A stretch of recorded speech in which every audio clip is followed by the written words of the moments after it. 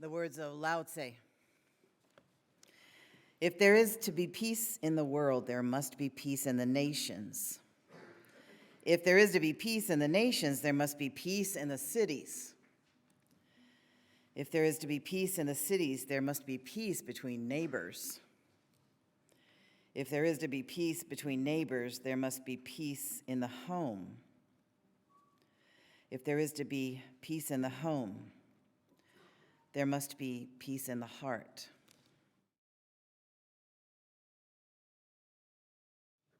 This first reading is from my first book. It's called The Rock of Ages at the Taj Mahal. That's what the book is called. This reading is called All Will Be Well. All will be well, and all will be well, and all manner of things will be well. This is one of the mantras used in the Christian meditation tradition. Don't think it comes from a dewy-eyed Pollyanna. The woman to whom it is credited, Dame Julian of Norwich, is the same one who, when her mule got stuck on a mountain road in a rainstorm, dismounted, shook her fist at the sky, and shouted, "God, if this is how you treat your friends, it's no wonder you don't have many."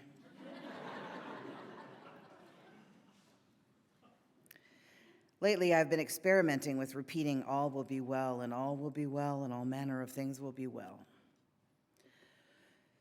I try it out in different situations. Sometimes I feel stupid, affirming that all will be well. What about things that aren't well and don't look like they're ever going to be well?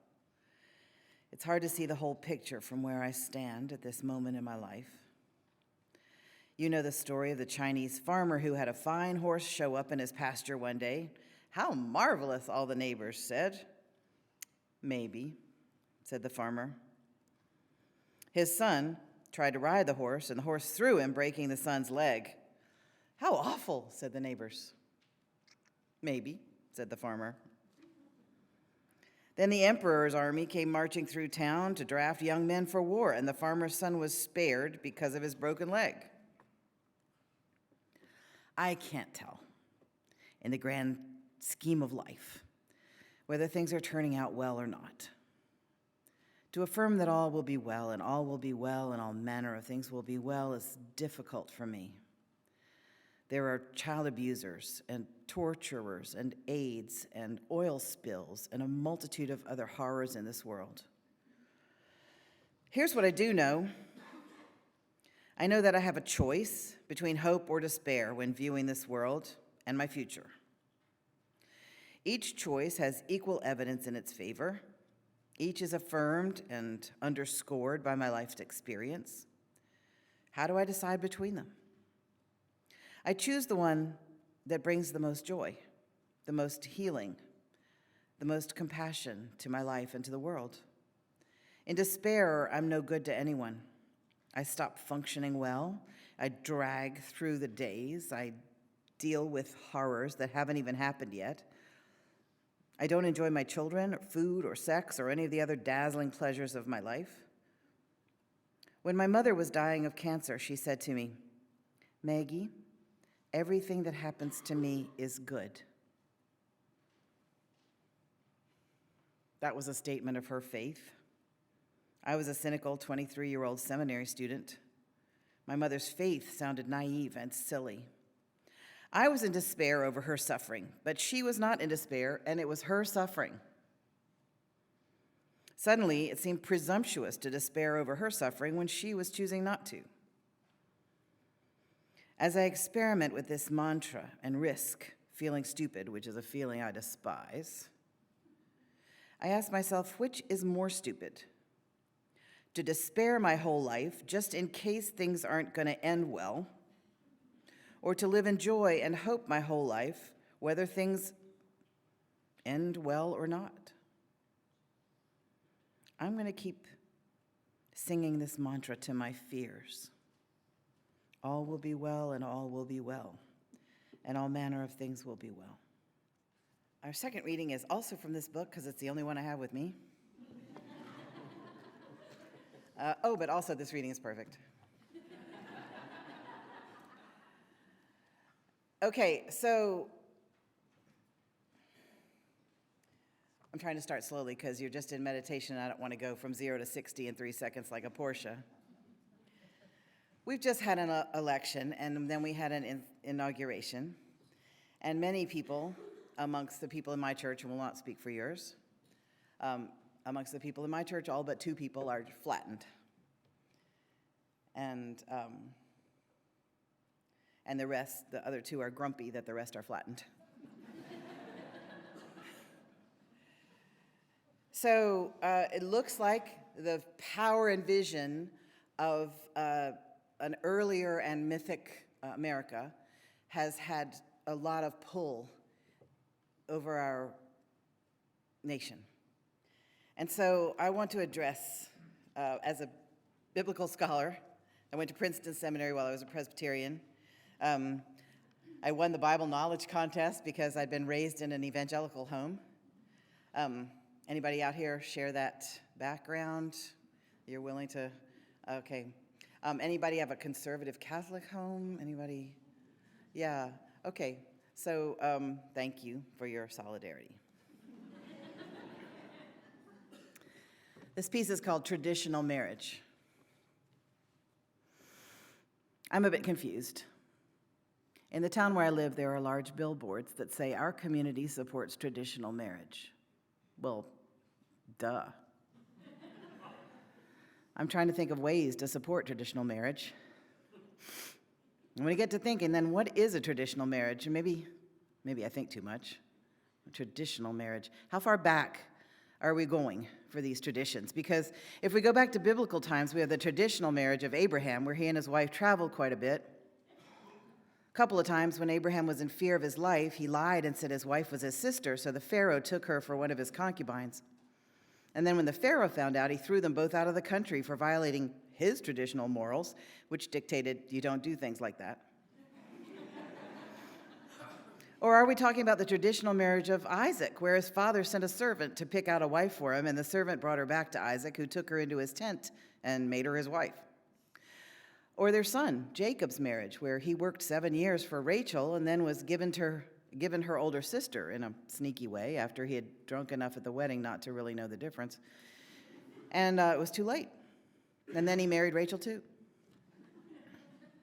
Are we talking about traditional marriages where the parents decide who their children are going to marry? Are we talking about traditional American marriages? American marriages from the 1600s? The Victorian era, where women were not allowed to have anesthesia during childbirth? Not allowed to own property, not even legally considered to have custody of their own children? Just how far back into history are we going to go? Back to the last century, where there was no birth control information to be had, and when it was not illegal for a man to beat his wife or rape her? Oh, wait, that wasn't the last century, that was the 80s. I'd be willing to talk about supporting traditional marriage if people would have the manners to tell me what it is they want me to support. Someone told me traditional marriage means marriage between a man and a woman, but I said that couldn't be it. Why would marriage between a man and a woman need any more support than it already has? It's the only kind of marriage that's been legal until recently. It's the only kind of marriage almost everyone has.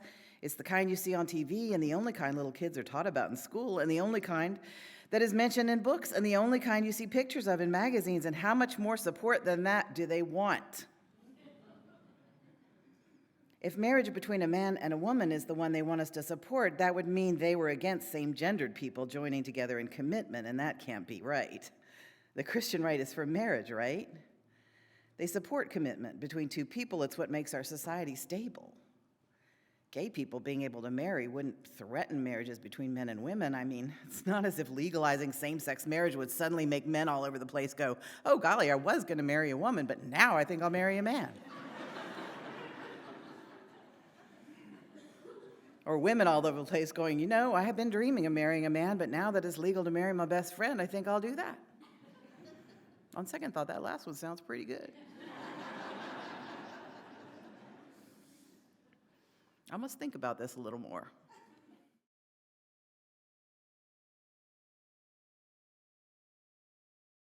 And I'm really glad to know that people know where to come to find like-minded folks who will support them, hold them organize with them, think with them, feel with them, so we can have a stronger community.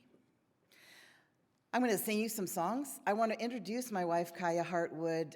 She's an award-winning singer-songwriter, and she consents to be my band when I come do things like this, which is very lucky for me. She's also the composer and conductor for the People's Orchestra of Austin, and it's quite a thing. The first song is called, the title comes from a lunch that I was having in a small South Carolina town where I used to work. And the progressive ministers in the town had lunch together every month. And the four of us would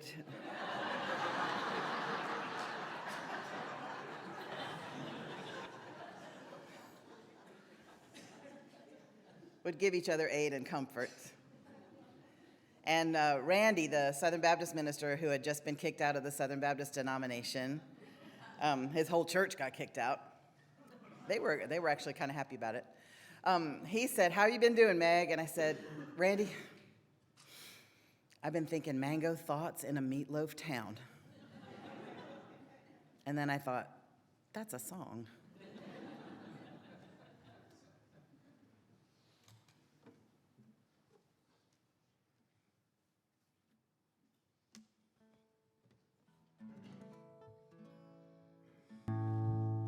Check. Everything's good. All right.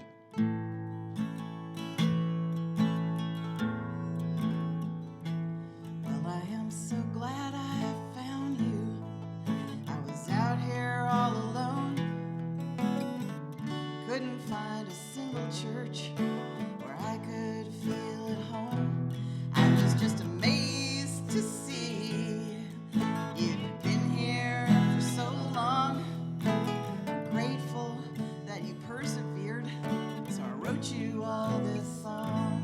I was thinking mango thoughts in a meatloaf town. The food for thought was all the same. It really brought me down. Nothing on that heavenly buffet line was satisfying my appetite for truth and light. I'd sit in church just sighing. Everybody else seemed fine. Blue Jello, green peas, banana pudding, nothing spicy, no blitzes, no Vietnamese. I was craving jalapeno talk just to soothe my soul. Saying unsurprising things was taking all my self-control.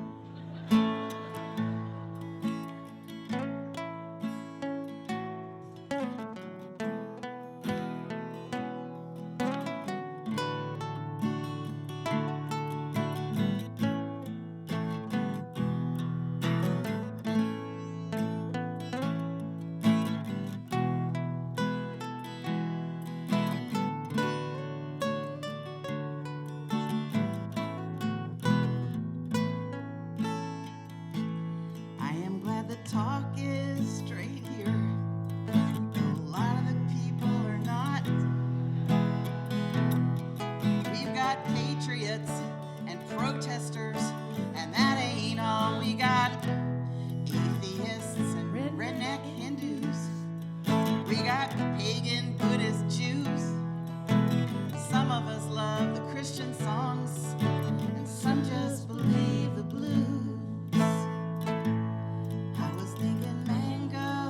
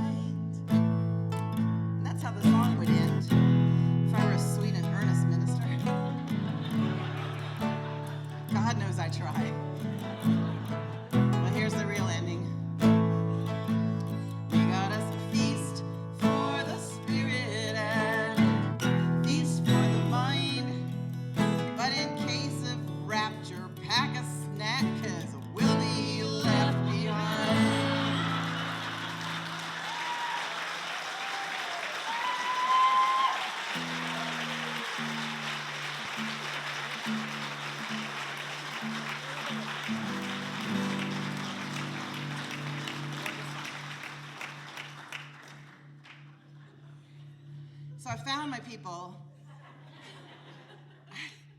I'm glad you found each other. And I'm so glad you guys are easy to find. Oh my goodness, I go to a lot of UU churches, and most of us are down at the end of a dead-end street, or like my church, or we're deep in the woods, the long driveway and a sign that's like this.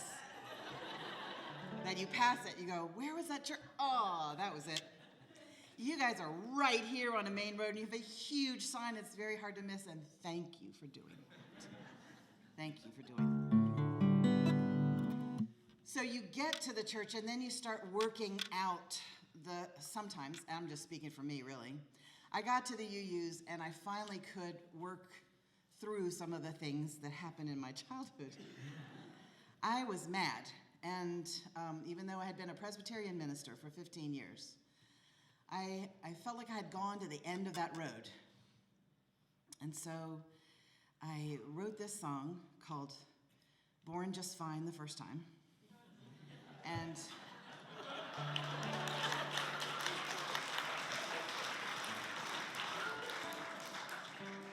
I hope some of y'all can relate.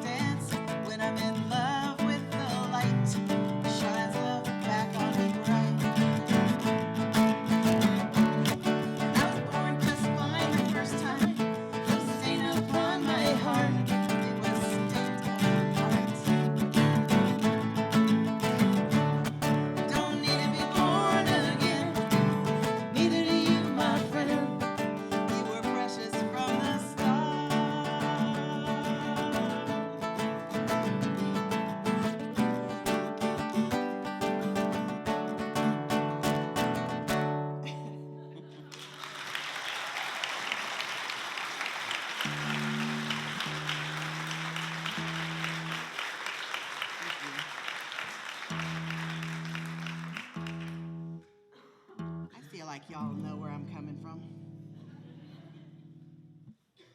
And so the journey normally is you come into Unitarian Universalism, and UU 101 is, I found my people. I feel accepted, I belong. And UU 201 is, I'm working through my stuff, trying to get healed up. And I feel like UU 301 is, I'm going to help build a world. I'm going to help build this world that we have a vision of. I'm going to help build a world where science matters. And in the Congress, the Committee on Science actually has scientists on it. And I'm going to build a world where Black lives matter, which is really another way of saying, just please don't kill Black people anymore. It doesn't mean other lives don't matter. It just, never mind. That's another sermon. I want us to build a world where women's rights are human rights. And I want us to build a world where our vision is lifted up. And when I say our vision, I'm not imagining we all think the same. And what I read from Lao Tse in the first reading, that peace among the nations begins with peace in the home. Peace in the home is where it's hard. Anybody have children? Yeah. Anybody in a relationship? Now, if you live by yourself with a dog who loves you, peace is easier.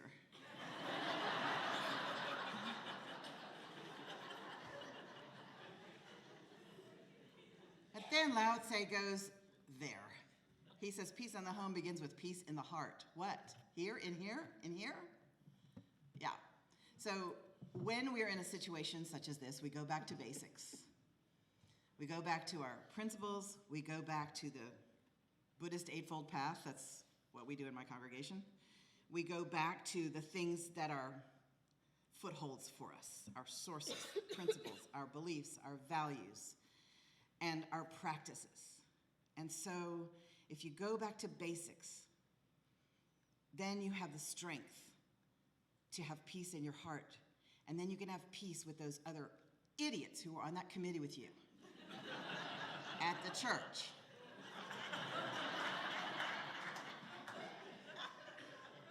I don't know any of y'all or anything about your church. So I'm just speaking in wide generalities.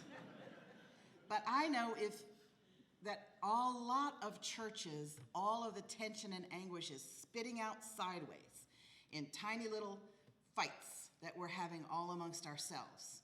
And so I want us to work those out, because those little fights are perfect classroom for working on peace and authenticity and right relationship. Y'all got real quiet. You're not having fun anymore, are you? Meg, just be funny and stop doing all that other stuff. So we have to work on peace in our hearts. And then we're strong enough to stand up and build a world, because the people who do not hold up our values are strong and empowered right now. And the churches that they go to are helping them do these things which don't seem to go with the religion that is preached. And I grew up in a religion that I think was partly the religion of Rabbi Jesus, but it was also a religion I'll call churchianity. And churchianity is a good way of distinguishing what is taught around here instead of the religion of Rabbi Jesus. I had a lot of people wash up on the shores of my church in South Carolina who had been thrown out of their houses, or who had been thrown out of their churches because they got a divorce, or because they were depressed, or because they were gay. And it made me mad at the preachers, and the preachers on TV, most particularly. That's another sermon. You have no idea how much I'm editing. So this is a mouthy song. I want you to be mouthy, and I want us to stand in the religious marketplace and say, we have a religion, this is our faith, this is our church, and here's what we stand for, and we are a viable alternative. We're not a non-denominational church, we are a definite denomination, and we have definite values and definite principles, and we teach those things that are on that beautiful poster in your hall. Science matters, Black lives matter, women's rights are human rights, etc. So, kindness, yes. I always forget that one because it's harder for me. That's a lie, I'm really a very nice person. Anyway, this song is called Move Over, Your Part, should you choose to accept it. Says, move over now. Move over, you've been standing in the Spirit's way.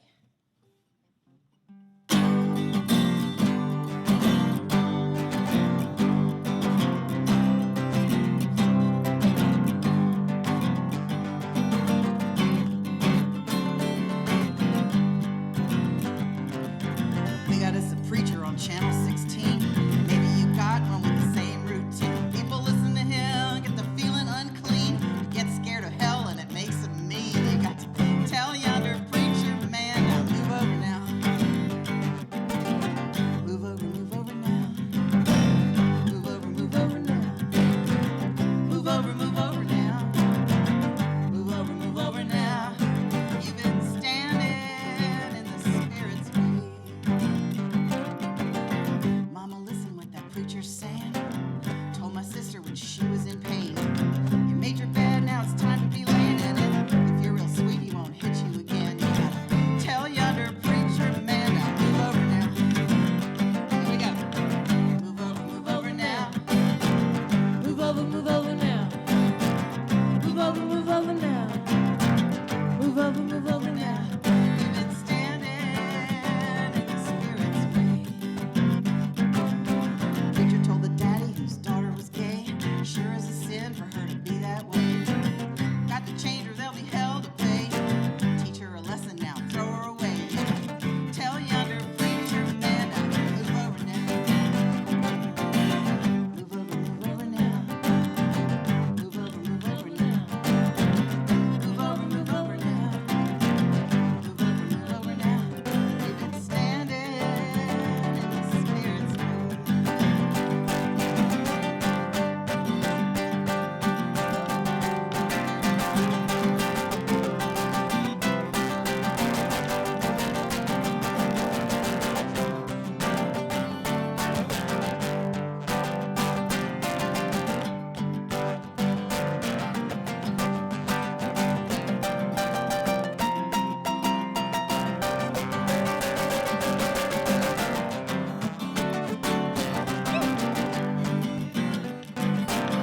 Preacher told my brother when he was feeling real down, devils turned your smile into a frown. All you need is prayer, just put your knees on the ground. I sure do miss having my brother around. Tell yonder preacher man to move over now. Help me. Move over now. Move over now. Move over now. Move over now.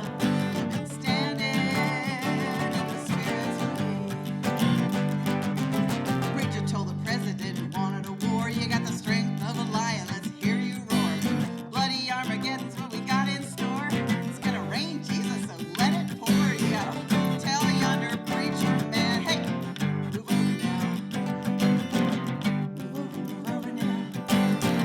Move over now.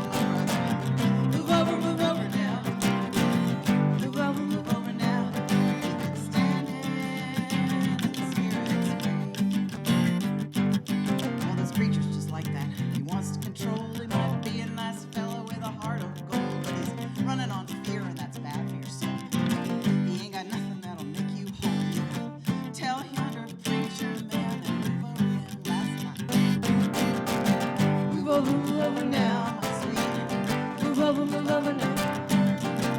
Move over now. Move over now. You've been standing in the Spirit's way.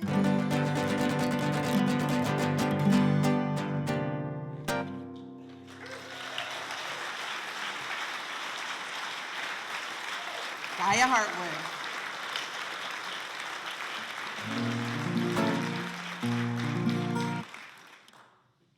Our final hymn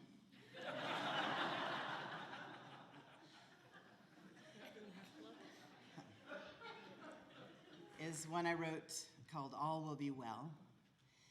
It goes with the piece that I read at the beginning.